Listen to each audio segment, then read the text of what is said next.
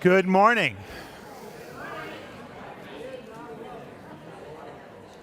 Good morning. And welcome. It's great to have such great vitality and energy here this morning. I'm feeling it myself. It's a beautiful day. Welcome to the Unitarian Universalist Congregation of Greater Naples. My name is Tony Fisher. I serve this congregation as its minister.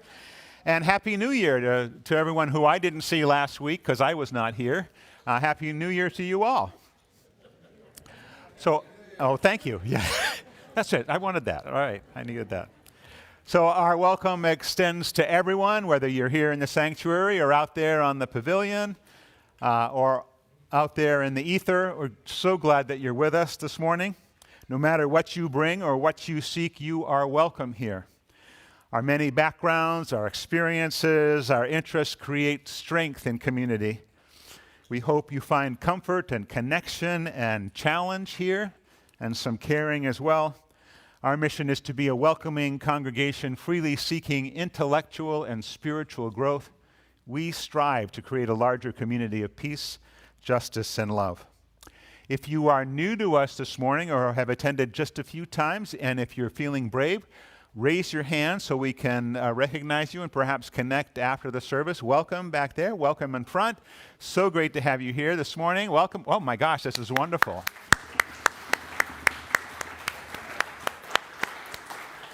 We are so glad you are here. I hope that folks who are long-timers and even short-timers will seek out those folks who just raised their hands and welcome them after the service. We will be serving coffee on the pavilion. And thank you to everyone on the staff and all our volunteers who make our Sunday mornings possible, and especially those who give us the coffee after the service and allow us to keep going on a Sunday morning. So let's just take a deep breath and settle ourselves into this time of caring, this time of worship with this morning's prelude.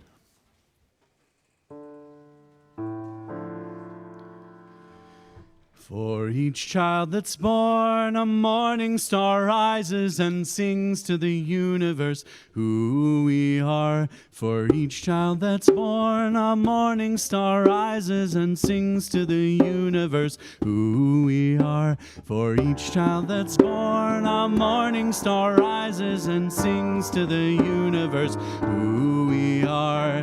We are our grandmother's prayers, and we are our grandfather's dreamings. We are the breath of our ancestors. We are the Spirit of God. We are mothers of courage and fathers of time. We are daughters of dust and the sons of great visions. We're sisters of mercy and brothers of love. We are lovers of life and the builders of nations. We're seekers of truth and keepers of faith. We are makers of peace and the wisdom of ages. We are our grandmother's prayers, and we are our grandfather's dreamings. We are the breath of our ancestors. We are the Spirit of God. We are mothers of courage and fathers of time.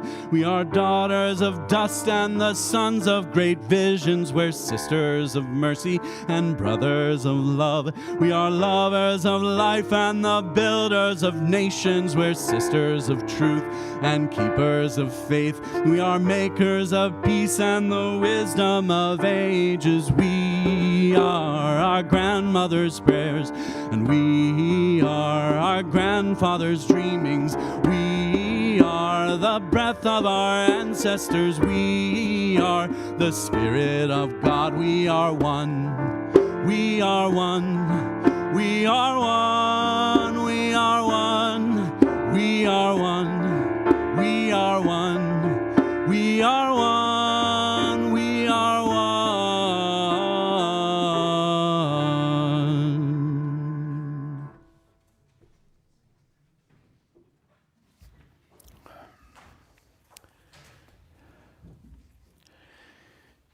We gather this morning knowing that without each other, the light in our lives diminishes and a coldness settles in. The light does not reconstitute itself. It requires our combined efforts to bring it to life each and every day.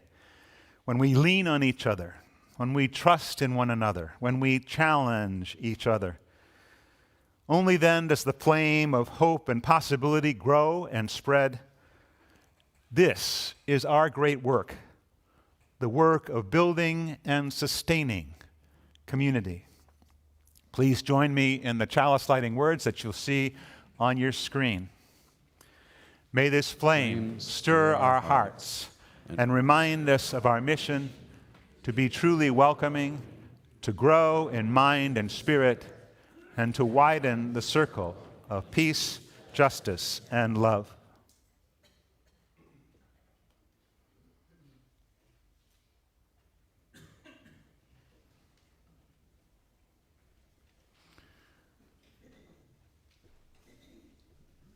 Well,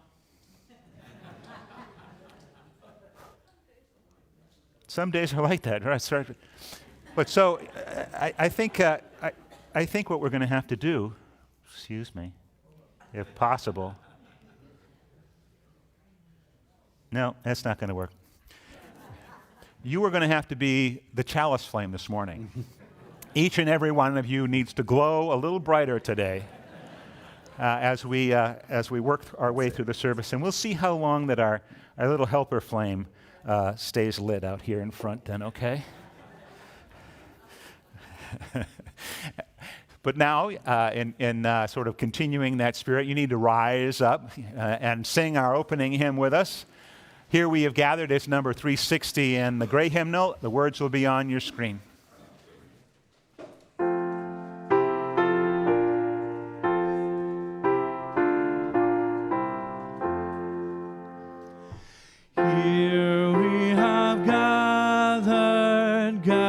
Side by side, circle of kinship, come and step inside.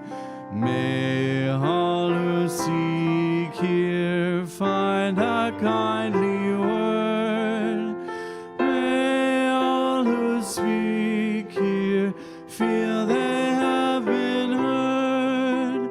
Sing now together this our heart's own song. Here we have gathered, called to celebrate days of our lifetime, matter small and great. We of all ages, women, children, men, infants and sages, sharing what we can, singing now together this our heart's own song. Life has its battles, sorrows and regret, but in the shadows let us not forget. We who now gather know each other's pain. Kindness can heal us as we give, we gain. Sing and now in friendship this our heart's own song. Please be seated. So as most of you are aware who came in the front doors anyway and didn't have blinders on, today marks the beginning of our annual pledge drive. Many of you picked up your pledge envelopes this morning. Some of you have already done that in the past. I was going to invite Brad up, but here he is. Brad is this year's spokesperson for our annual stewardship campaign. And first of all, thank you so much for stepping up and leading us in this endeavor with a great cast of characters behind you. And I mean characters truly. It's a great crew that really does the work behind the scenes, both staff and lay people alike. Agreed, and thanks, Tony. This has actually been a real pleasure. When you talk about a cast of characters, this is a UU congregation. We're all a cast of characters, and that's another definition, perhaps, of this community, of any community, but particularly this one. So what do these folks need to know about this year's 23-24 annual pledge campaign? Well, first of all, it has a name, and in your order of service today, it was turned around, and I just realized that the name could be sort of either way you look at it. Is it resilience, the heart of community, or is community the heart of resilience? That was my fault. I'm sorry. That's all right. So, we're discovering things about ourselves as a community and a cooperative community at that. So there are two things that folks need to know. First is how to participate in this really important stewardship campaign. And the second is why to participate.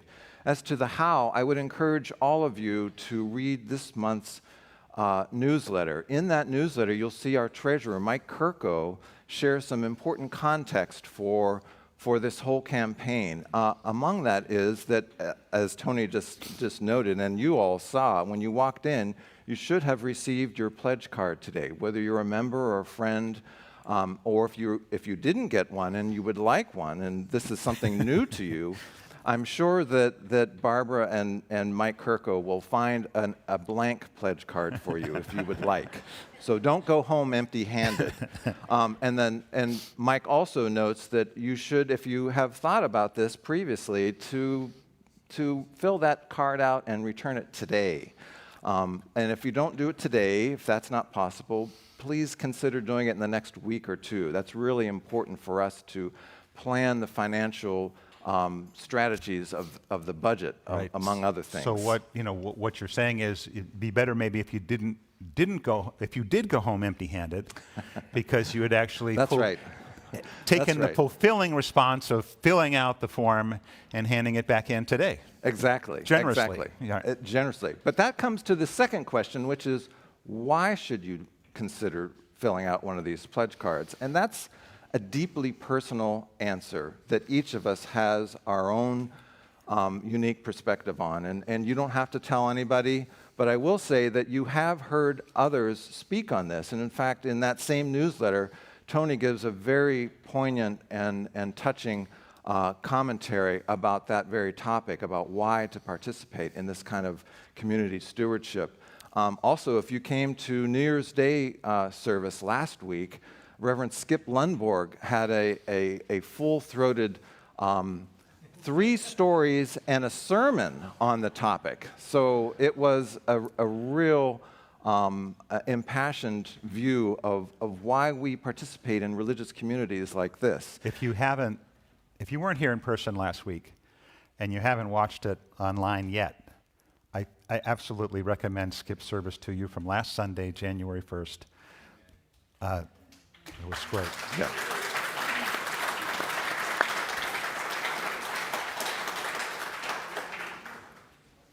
And then last month you heard Heather Bladich and me also share our perspectives in December on the stewardship campaign and why we participate in supporting this congregation. And today we have the opportunity to hear one more member share her views on this, and that is Linda Sweers. And if Linda would come up, she's going to share her perspective briefly on why she participates in supporting and working in this community. Linda is a relatively new member of this congregation.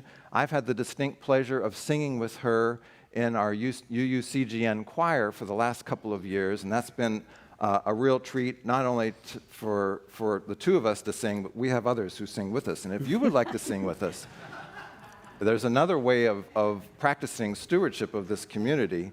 And then Linda brings with her to her seat volunteering on the music committee.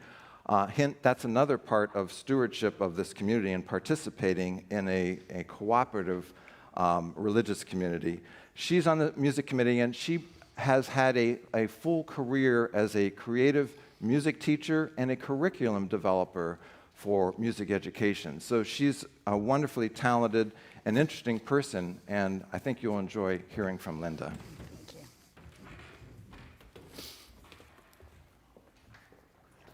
Thank you, Brad. Good morning. It is my privilege to speak with you today.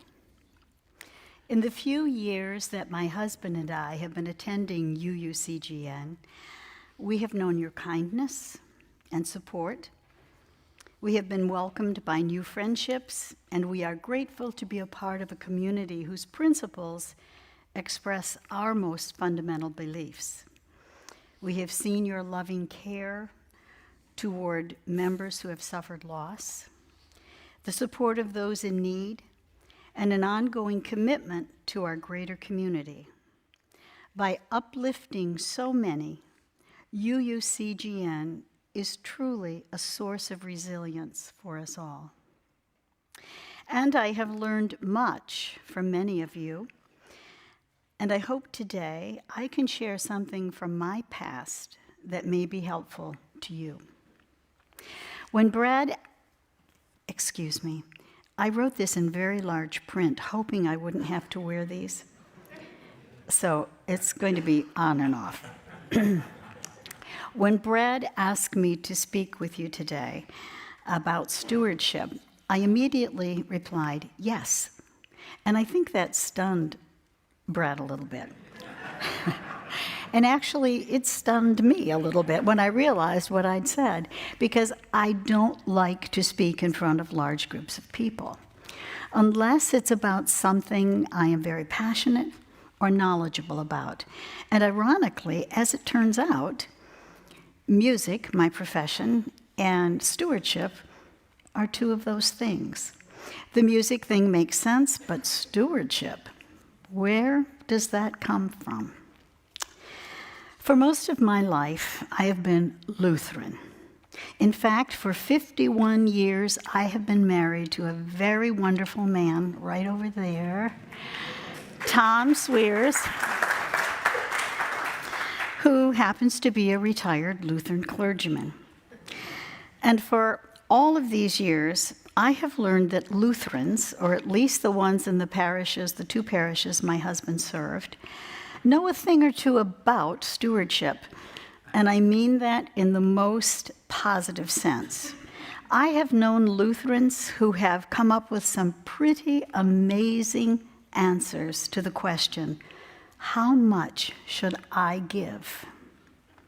I saw this clearly in the parish my husband served for the last 25 years of his ministry. I saw how members of our congregation grew in their understanding of stewardship, not simply as a once-a-year pledge drive to give more money, but rather as a way of life that called them to service through their gifts of time, talent, and treasure, which is a nice way of saying money. And while I realize that this is not a new approach to stewardship, I know it is an effective one. This healthy model of stewardship began with a community of folks who shared the immutable principles of love and compassion to effect change in the world.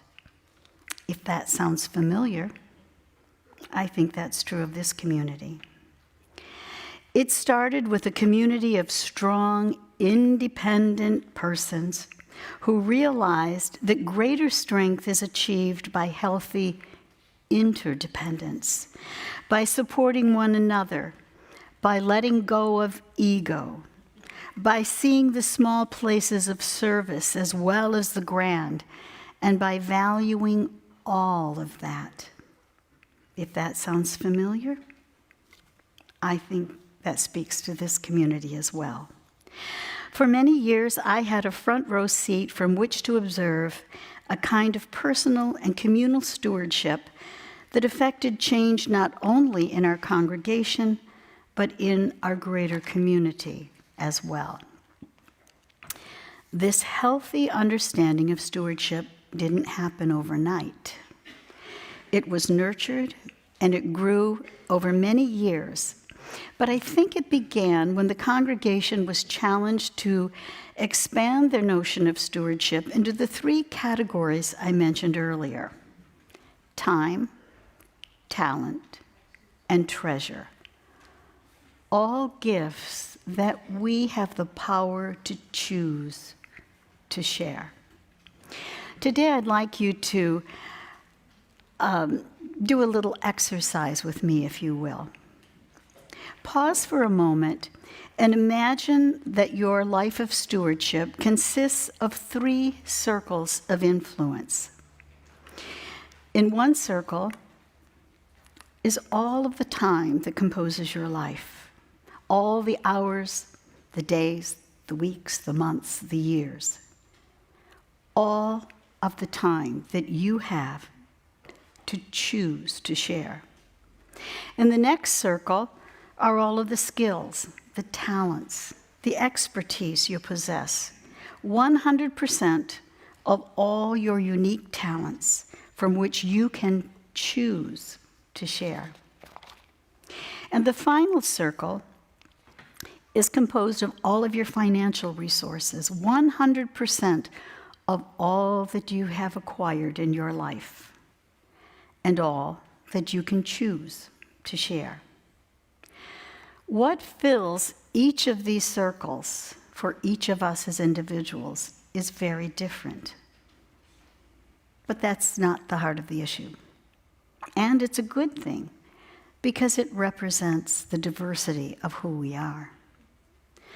The heart of the issue, it seems to me, is to discover if the actions of our lives and the utilization of our individual resources are in sync with our core beliefs. By taking a long, hard look at these three circles of influence, we may be surprised that our actions and what we share don't always support our beliefs as completely as we may have thought. We may discover that we need to rebalance. We need to make some changes. This approach to stewardship is an ongoing process. It involves ongoing introspection, questioning. It involves ongoing reevaluation and recommitment. Maybe it involves little acts of kindness or substantial financial contributions that you hadn't considered. Perhaps it involves seeking out how you can be more active in this congregation. Is there time? Are there talents? Are there resources you have been reticent to share? In the week ahead, for those of you who choose to ponder this model of stewardship, I hope you will find some clarity and perhaps a meaningful answer to the question, how much should I give? Thank you.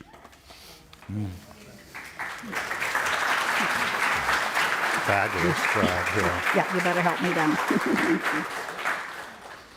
Wow. Thank you, Linda, so much. I have problems here. Sure. Let's remain seated and join in singing our centering hymn, Spirit of Life.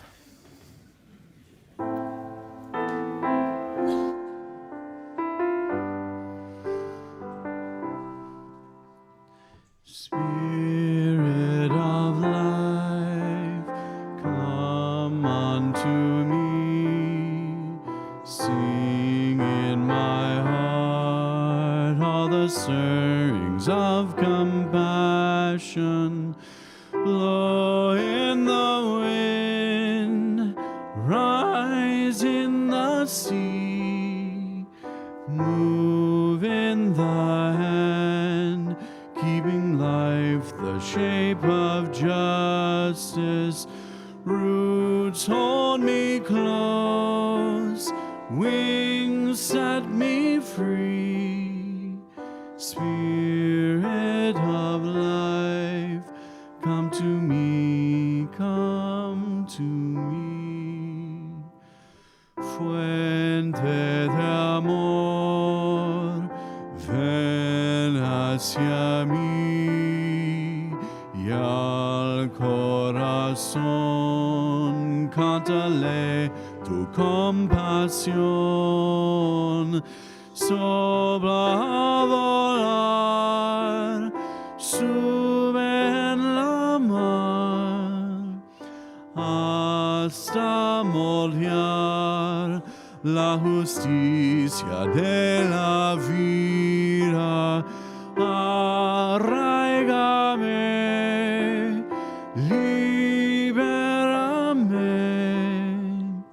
fuente de amor, ven a mí, ven a mí. So, this is an opportunity in our service for each of us, each and every one of us, to either share or to listen. It's a time to express a personal and meaningful joy or sorrow. It's also a time to listen with reverence and care. In doing so, we build a stronger connection with each other. By sharing, our joys are amplified, and by listening, hopefully our sorrows, being listened to, our sorrows are lessened. If you'd like to share this morning, I will bring you the microphone. Please raise your hand. State your name and your joy or sorrow. I urge you to keep this personal and not anything about calendar or events. I also remind you that we are streaming.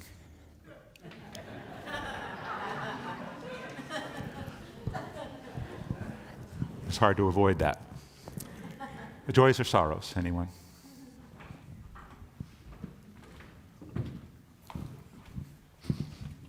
I'm Kathy Summers. Our good friend Ruth Beckett lost her husband last night, and they're very, very close friends of ours. We've played bridge with them for years. So I ask your prayers for Ruth. Thank you, Kathy.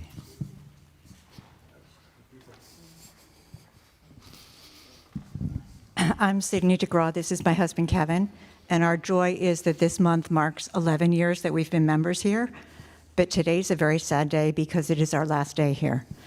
By this time next week, we'll be at our new home in Northern Virginia, probably trying very hard to stay warm and wondering what in the world we were thinking when we decided to move north in January.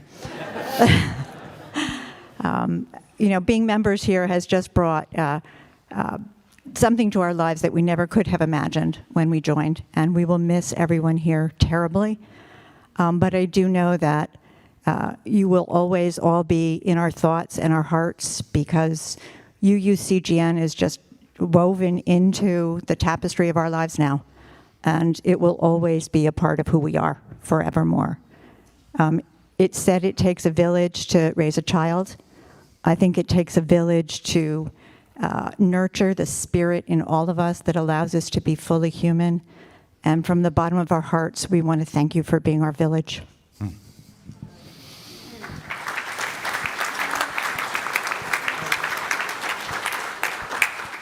It's been such a great pleasure and honor to have you both participating in this congregation, and we'll miss you. But you know that there's a place to retreat to in those cold, cold months.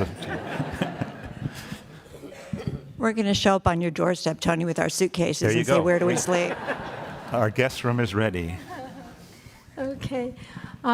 I'm Deb Arneson. We're visiting with our former neighbor, Bill Green, who's a member of your church, and we've been coming down for a few years now and always come to UU, but I almost filled with tears today because it's so beautiful. You know, loving community is hard to find in the world, but I find it here at UU, and I've got some other groups too that it just so resonates with the gratitude that I have in my heart, and especially for this beautiful place that in vision exemplifies the loving community and nature, which I'm so happy to be here. Thank you. Thanks, Deb.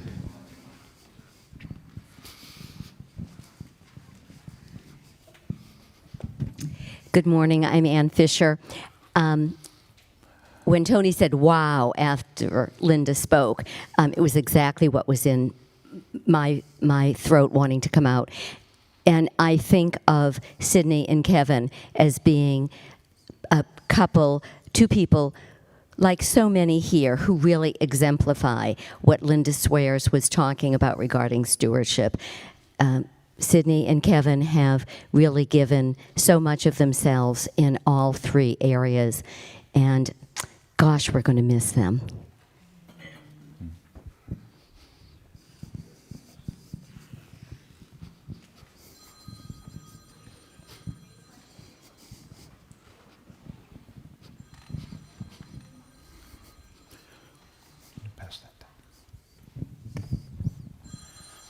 Hi, my name's Ellen Prokopo. I have two joys to share. One is that with me today is David Thor Jonsson. David Thor came to us as an exchange student 40 years ago, and he is our forum speaker today. And so we're very happy that he and his wife and two of his kids are staying with us this week. My second joy is that the countdown begins for Irina to leave Ukraine and come here. This is an informal announcement that she will be a surprise forum speaker at the end of the month if she gets out. And Ellen, we're so grateful for your stewardship of that relationship and for bringing somebody out of that country who struggled mightily to make a decision, and so we hope we can be supportive of that. Anyone else this morning?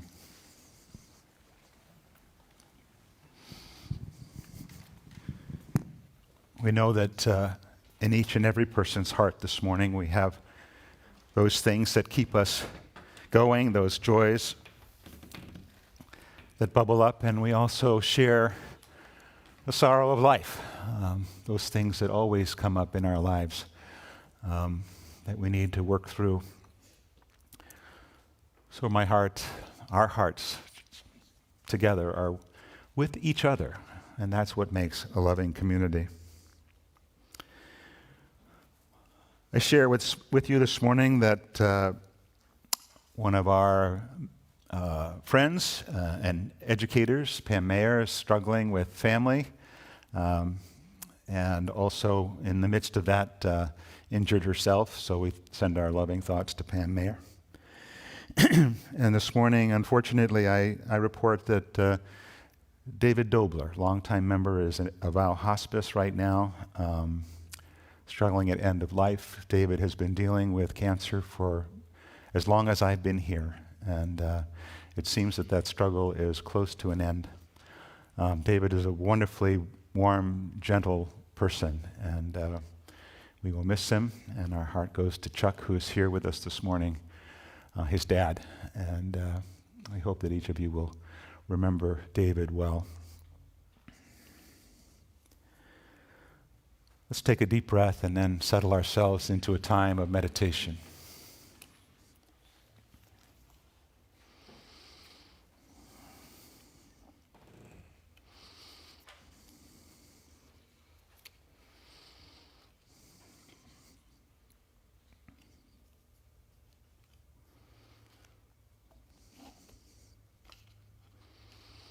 Spirit of truth and love, what is it that stirs a willingness, that provokes a curiosity, that provides the courage to embark on this journey together? What shared stories of caring, of growth, of trust bring us limping and laughing into relationship and keeps us at it when we otherwise might despair for ourselves and for the world?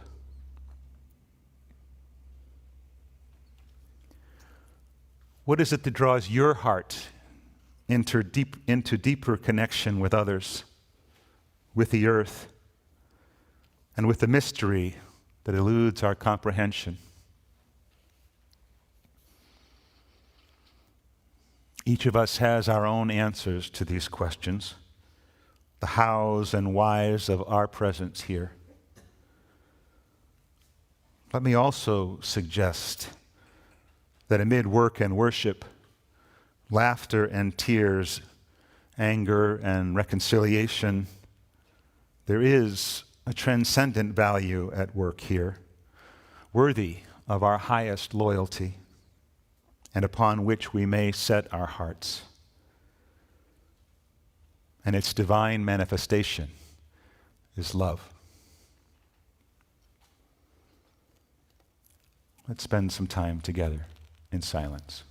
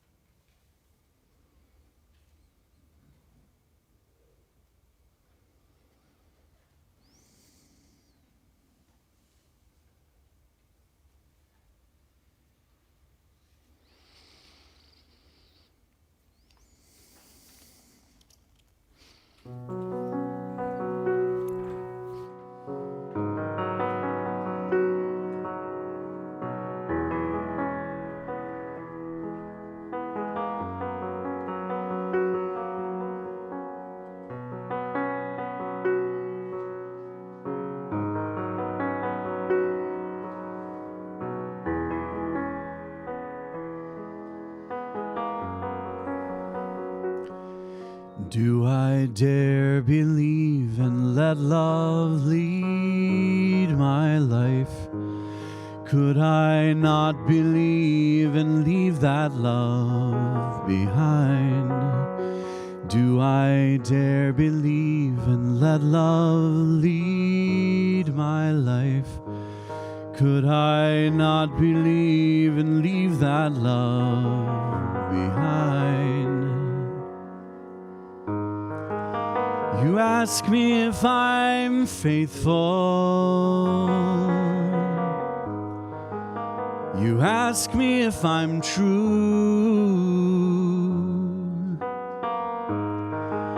I answer with a question, 'cause it's all that I can do. Do I dare believe and let love lead my life? Could I not believe and leave that love behind? Do I dare believe and let love lead my life? Could I not believe and leave that love behind? I don't have all the answers. I can't explain it all.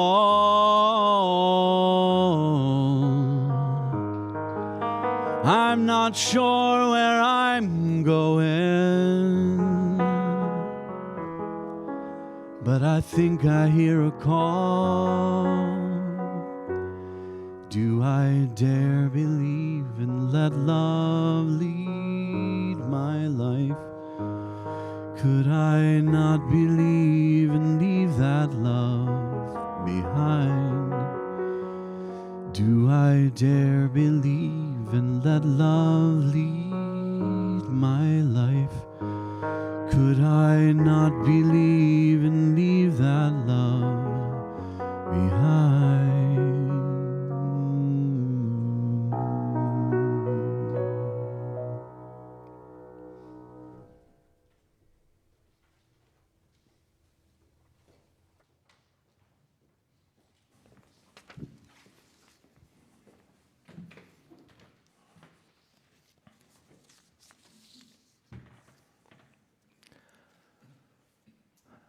Our reading this morning is from Reverend Sean Neil Barron. Reverend Neil Barron is a Unitarian minister in the Foothills Unitarian Church in Fort Collins, Colorado. And when Tony asked me to share this reading with you, so I looked him up, and he's a very thoughtful young minister who has written and spoken a lot about church life and why do people even show up in any church or religious community. So pertinent questions. So here's some of his thinking in words. A history of church, including yours. One day your church was born. Maybe it was a gathering of saints called together for the common worship of a wrathful God. Or maybe a few brave souls answered a notice in the newspaper, curiosity piqued by the announcement of a religion where free thinking and tolerance were bedrocks.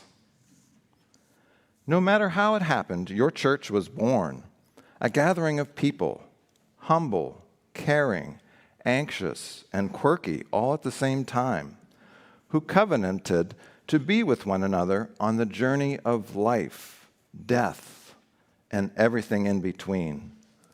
And so it began.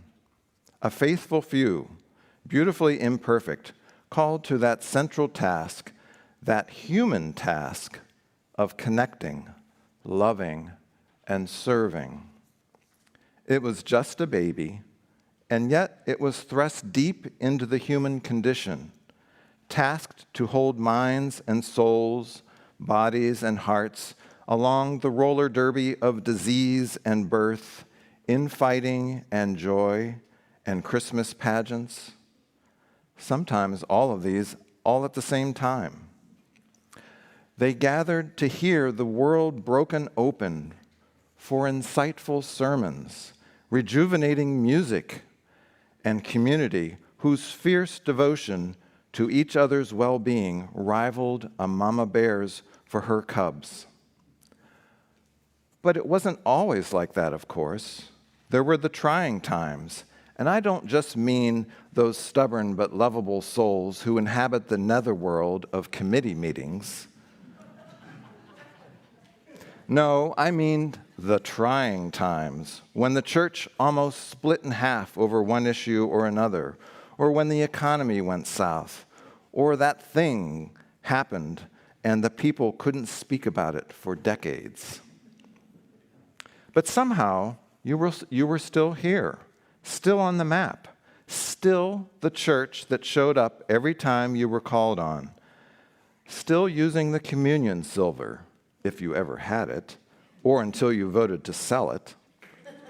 New people came, and they changed things, small things, big things, things that nobody noticed as it happened, until suddenly it was hard to even recognize anything anymore. That was a hard moment, a tearful moment. And other things changed too. Proclamations about God, once heard from the pulpit, softened. Wrathful became loving. Distant became intimate. Mandatory became optional. The history of your church is more a story of the determination of love to break forth than it is about tie-dyeing or chalices, sermon discussions, or social justice committee meetings. The history of the church is the history of the human enterprise, evolving in its sights and sounds, yet revolving always around its core. The history of your church is the gift of potential and momentum, of baggage and personality. The history of your church is the launch pad from which you spring into action or disarray. Each day, your church is born.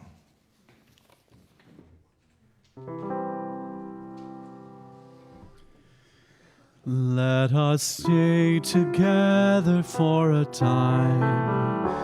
Let us stay together for a while. When the evening is approaching and the day is almost spent, let us stay with one another for a time. All we have in common is a road. All we have in common is a journey. We are simply fellow travelers who are passing in the night. Let us stay with one another on the road for a time. Dare we trust a stranger with our dreams? Dare we trust a stranger with our story? If we cannot hide our tears, Let us share our hopes and fears as we stay with one another with our dreams. All we have in common is a road. All we have in common is a journey. We are simply fellow travelers who are passing in the night. Let us stay with one another on the road anytime.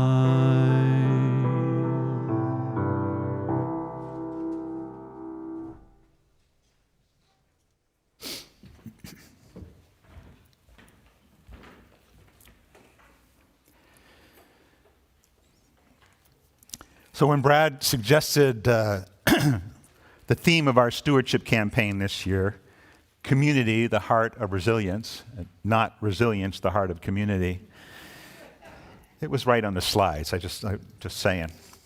I liked it immediately because first of all, it spoke to our collective journey over the past few years through so much that's been going on in our world, our society, and our connection to something.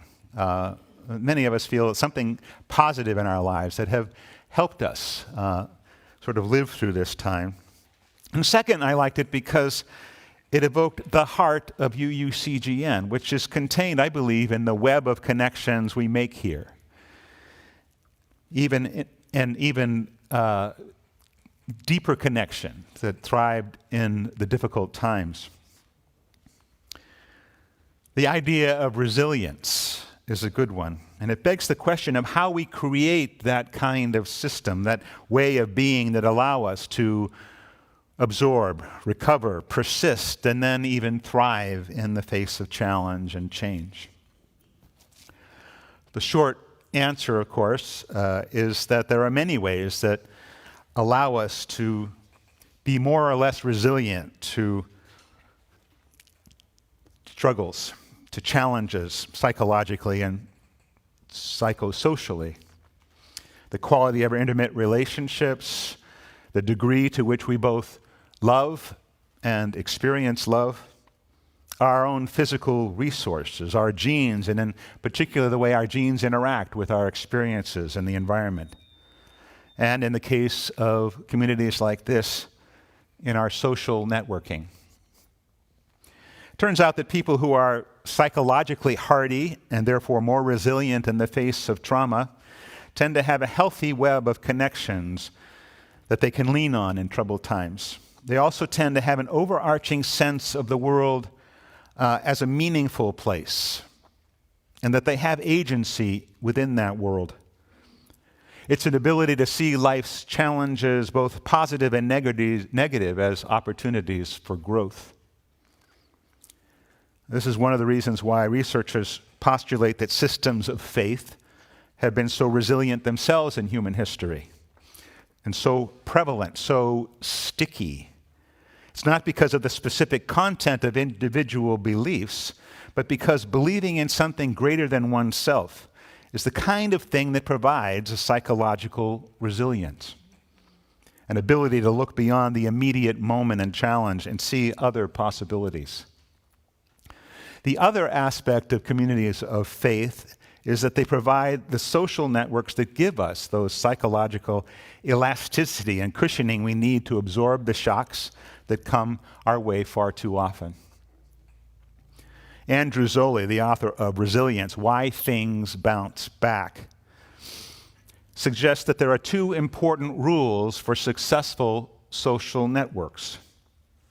The first one is that you build them before you need them. And the second is you root them in an initial act of generosity. You give to them before you expect anything from them. The heart of a community beats strongly and resiliently when its constituents offer themselves in love and trust, even when they disagree. A number of years ago, when Ann and I made a transition to a new town and from one Unitarian Universalist congregation to another, I made a conscious decision not to dive in immediately into congregational life, to take a break. I had been deeply involved in our previous congregation, and some things happened there that had been disappointing, as things do in congregations every once in a while. You invest something, and when it doesn't work out, you just sort of take a step back. The important thing, of course, is to keep that foot firmly planted so that you can move forward again. Our new home came with a lot of projects, so I had an excuse of having plenty of work to do on the weekends. As someone who has always found an enjoyment in doing that, it was easy to engage in those projects. And as someone who had always found a spiritual connection in nature, I figured that an occasional walk in the woods would be enough to fill my spiritual needs. When folks in our new congregation would ask where I was on Sunday morning, Ann would reply that I was home in the basement working on a project. And that became the story for long enough so that when finally I did engage more fully in the community, people would joke that Ann had finally let me out of the basement. What I failed to understand in keeping myself apart was how much that previous congregation had nourished and transformed me, had taken me out of the cocoon of self-orientation and self-protection, challenging me over and over again to consider those ultimate questions, widening my vision, showing me possibilities for growth and the satisfaction that comes with a community and service to others. It took too long, but at some point I came to realize how much I needed people and the comfort, the nourishment, and the challenges offered by living and loving in community. What I've learned over time is that the kind of social network we have is life-giving. It's a life-giving spring that flows in direct proportion to my willingness to give myself to it.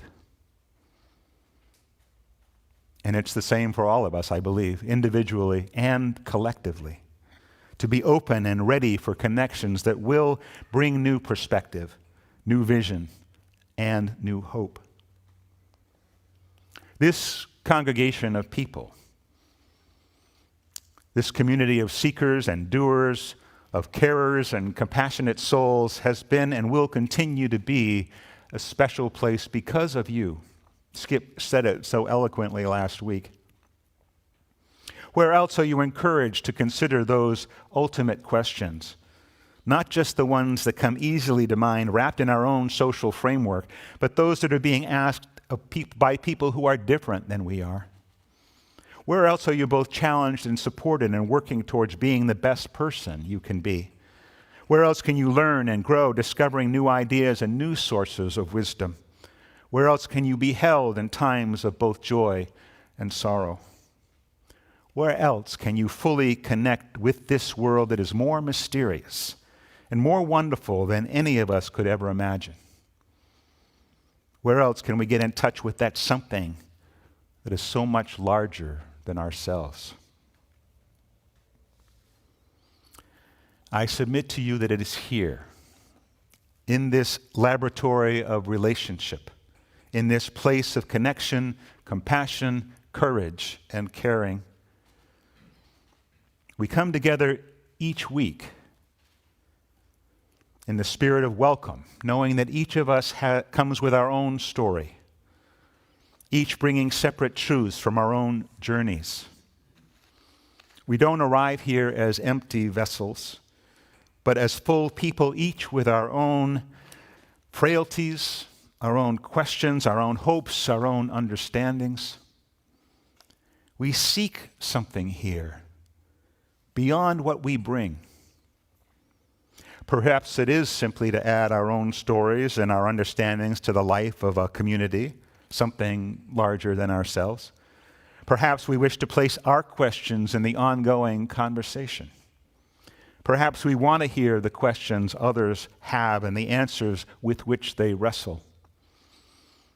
this room, this place, these people are worth our time and our loyalties. All manner of people are here, needy, joyful, frightened, expectant, anxious, hopeful, bored, engaged, all of those things.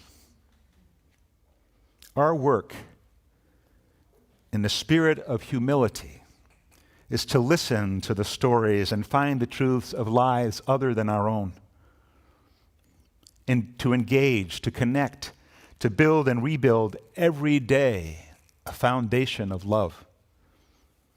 There is where we find our center. On that foundation of love, we build our collective story and the resilience to move through this world together. And on that foundation of love, we do find something worthy of our loyalty and our generosity.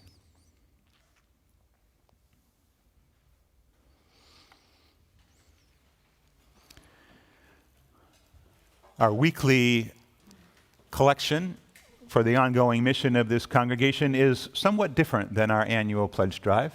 We hope that in these moments you think spontaneously of what the congregation has brought to you this week, this month, and offer your gratitude to our work collectively as a great community.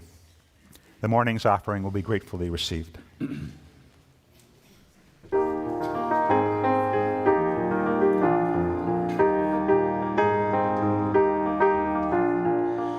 Gather round, children, come here to my side. Sit by the fire where it's warm. I'll tell you something was once told to me about the way that we weather the storm. It's not how long the rain falls, or how hard the wind blows, or how deep is the snow in the road, nor the balance we fake as we feel the ground shake and we think that our world will explode. It's the help that we give, it's the love that we live, it's our pride and the friendships we form. It's the courage we show facing things we don't know, it's the way that we weather the storm. If you try to stand tall, but you slip and you fall, in the earth is the sound of the stars. Truth gets revealed when you're broken and healed. Every heart is made stronger by scars.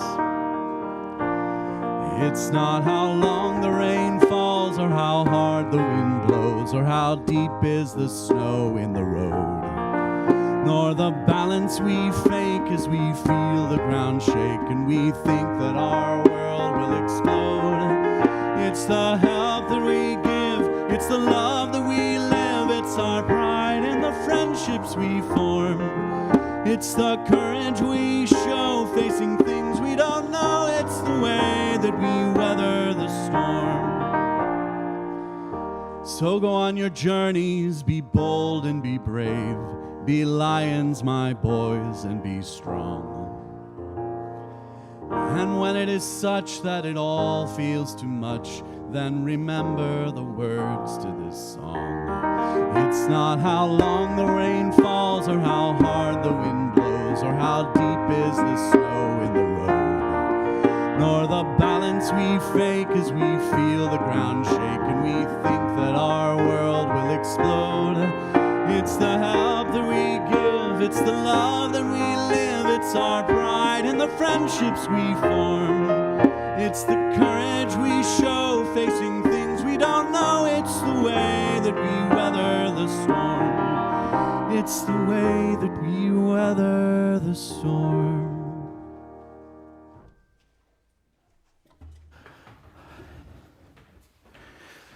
So much fun working with you guys. I think it's just great. Lots of announcements today. I'll try to make it as brief as possible. forum today at 11:30. Please, this is going to be a great time this morning. We have a wonderful speaker present with us this morning. I know that the coffee hour has been augmented in some way for those who are going to be here. So please join us at 11:30 right back here in the sanctuary for the forum. On Wednesday this week, part 2 of the practice of Unitarian Universalism. How many of you were here for the first part? Good number. There were about 40 people here. It's not required that you were here for the first one to come to the second one. Please come and engage. It's a way to deepen into our tradition and also into your own sense of how you connect here. Last announcement, not the last announcement today, I'm sorry, but the last announcement about art in the gallery down the hall. The last of those paintings offered by Rona Steingart are available. Please go down and take a look. If you like something, perhaps you can write a little donation or give a little $1 or $2 to the office and take your painting away. Rona's been very generous with her gifts, and so we're grateful for that and for your generosity in taking part. If you did not receive a pledge card as you walked in this morning, then there will be a table outside for you to pick up either your pledge card or a blank pledge card. So we hope you'll do that and consider your contributions to the ongoing life of this community. This pledge is for your donation to the congregation for 23-24, beginning in April of this coming year. It's a very important thing to do this quickly so that our finance people can, in fact, form a budget for the following year. On February 5th, after the service, there will be a lunch served, following by a learning simulation. It will be presented by Florence Fagan from Bread for the World. The program, the Racial Wealth Gap Learning Simulation, is to help people better understand the connection between wealth, poverty, and racial equity, all related to our federal policies. I hope you'll sign up on the pavilion with Janet Hoffman. Janet, where are you? Outside. She's waving out there. So she'll be out there after the service, or you can register at office@uunaples.org.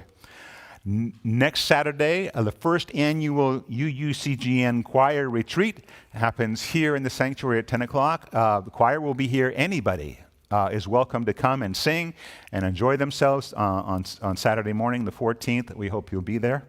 On Saturday afternoon, if you remember, we have a memorial service celebrating the life of Glenn Looney at 3 o'clock in the afternoon. Steve Espinoza is standing up there, siding with love in his yellow shirt. And I'm going to speak for you, Steve, if you would. Steve is our coordinator. He's modeling our Siding with Love t-shirt. Steve has been coordinating our effort for marching in the Martin Luther King Jr. Day Parade, which we have done since I've been here and probably many years before. So we gather down on near 3rd Street, and we march up 5th Avenue to the park. We celebrate the day with so many other people. It's a great event. It's an opportunity to come and show ourselves, our strength of community. In the past, we've had as many as 100 of our members show up and march. It's been great. We sing. You don't have to, but we sing, and we have a great time. So I hope that you'll, if you're interested and have any questions, see Steve. It's the parade will be on Monday the 16th in the morning. So we hope that you'll do that. And I think that's all of the announcements that I have. Our final hymn is "This Remains," written by Brett Hessla. The words will be on the screen. It's not in the hymnals. Sean is going to sing the first verse, and then I want you to all rise and join in singing all the verses with us. Hopefully you'll pick up the tune as you go along. It's not that difficult to pick up. So Sean and Abby will start us off.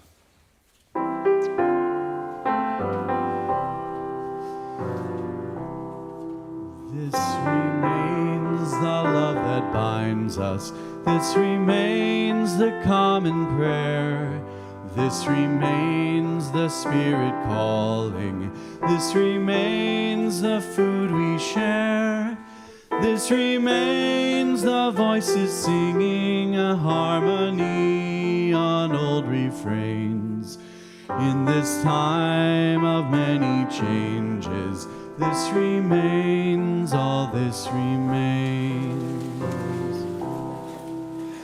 This remains the love that binds us. This remains the This remains the Spirit calling. This remains the food we share. This remains the voices singing a harmony on old refrains. In this time of many changes, this remains, all this remains. This remains the cup of coffee. This remains the listening ear. This remains the conversation. This remains the quiet tear. This remains our braided stories, who we are and who we've been. While it seems that all is changing, this remains, all this remains. This remains the streets of hunger. This remains the cry of need. This remains the plywood windows. This remains the stomping greed. This remains the breach dividing us with wealth from us with none. Though we fight for new tomorrows, this remains, all this remains. This remains the love that binds us. This remains the common prayer. This remains the Spirit calling. This remains the potluck shared. This remains the heart that's yearning for a beauty yet unseen, deeper than the many changes. This remains, all this remains. Each day, our congregation is born of love that has flowed across the generations. Each day, both a blessing and a new possibility.